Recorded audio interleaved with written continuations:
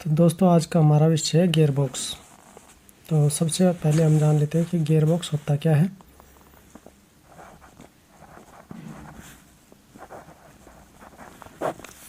तो दोस्तों gear box हमारा जो है, आपने इंडस्ट्री पे देखा होगा, फूड इंडस्ट्री में हर जगह गियर बॉक्स होता है।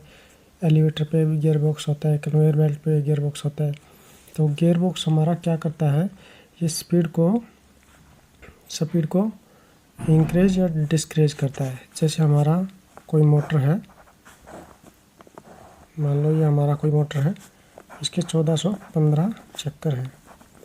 तो इसका जो ये शाफ्ट है, इसके चक्रों को कम करने के लिए या ज़्यादा करने के लिए हमें गियर बॉक्स की ज़रूरत पड़ती है। तो हम स्टेप डाउन वाला जो है फूड इंडस्ट्री में ज़्यादातर यूज़ करते हैं। स्टेप अप वाला जो गियर बॉक्स होता है वो चक्कर बढ़ाता है। तो वो ज़्यादातर जो है डायमंड पॉलिश या जहाँ पे चक्रों की ज़्यादा ज़रूरत पड़ती है, टॉर्क की कम ज़रूरत पड़ती है, वहाँ पे इस्तेमाल होता है। तो जो फूड इंडस्ट्री में है वहाँ पे स्टेप डाउन गियर बॉक्स की ज़रूरत पड़ती है। वो क्या करता है कि हमारा जो चक्कर है यहाँ पे 1415 उसको कम कर देता है, क्योंकि हमें फूड इंडस्ट्री में जो है हाई टॉर्क की ज़रूरत पड़ती है, हाई स्पीड की ज़रूरत नहीं पड़ती। तो हम यहाँ पे जो गियर बॉक्स बीच में लगाते हैं वो स्टेप डाउन होता है, क्योंकि हमारा कोई भी कन्वेयर बेल्ट है, मान लो एक कन्वेयर बेल्ट पे ही हमने लगाया है गियर बॉक्स, तो क्या करेगा वो, अब हमारा मोटर का स्पीड तो 1415 हो गया, हम मान रहे हैं, क्योंकि मोटर के भी अलग अलग स्पीड की मोटर आती है। तो 1415 हमने इस मोटर का मान लिया। तो ये क्या करेगा, इस 1415 चक्कर पे ये नहीं घूम सकता, क्योंकि इतनी हाई स्पीड पे इसको घुमाएंगे तो ये कुछ ना कुछ नुकसान ही होगा। ये घूम भी नहीं पाएगा और ना ही इसको ये इतने लंबे कन्वेयर बेल्ट को खींच पाएगा। तो वहाँ पे कुछ ना कुछ टूट फूट जाएगा, ये चल ही नहीं पाएगा। तो इसलिए हम बीच में गियर बॉक्स लगाते हैं। गियर बॉक्स क्या करेगा, हमारा इसका जो चक्कर है इसको कम कर देगा। तो गियर बॉक्स पे जो है एक नेम प्लेट लगी होती है, वहाँ पे आप जाके देखोगे तो आपको इस प्रकार से 20:1, 40:1 इस प्रकार से रेशियो लिखा हुआ मिलेगा।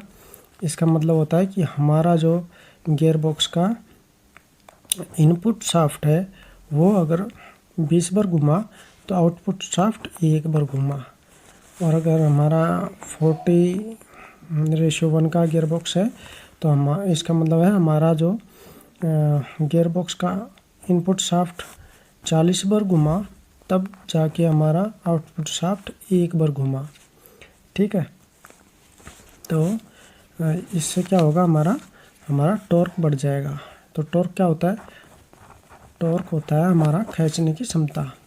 आप देखोगे किसी भी, जैसे हम ऑटोमोबाइल में देख लेते हैं, एक कंपनी गाड़ियाँ बनाती है, उसी इंजन का हमारा लिए सवारी गाड़ी बन जाती है और उसी इंजन से हमारा जो है लोडिंग की गाड़ी बन जाती है।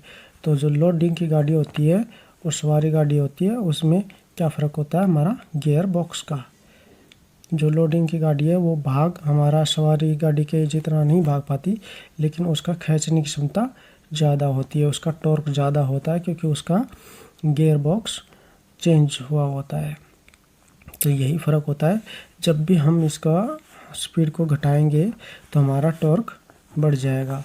मान लीजिए यहाँ पे हमारा गियर रेशियो है 20.1 का, तो अब हमें यहाँ पे कितना आउटपुट मिलेगा ये हम देख लेते हैं। तो ये बहुत ही आसान है।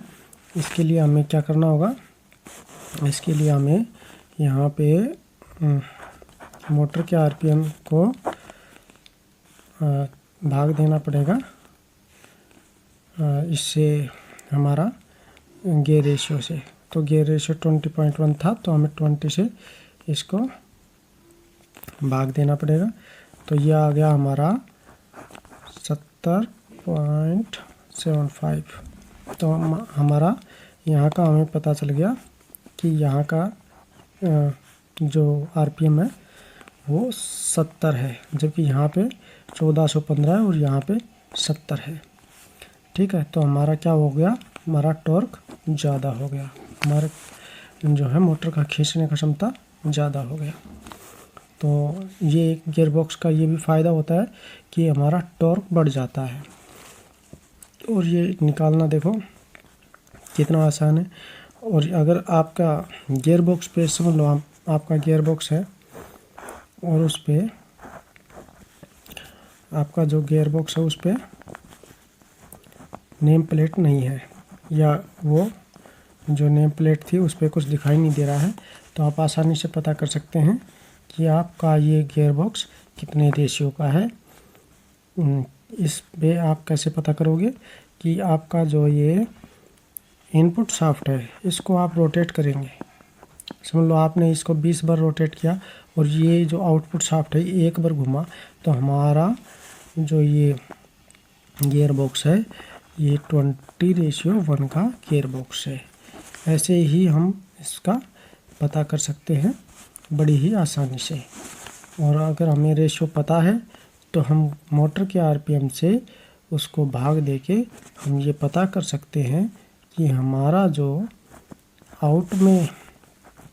आउटपुट शाफ्ट है उसका राउंड कितना है।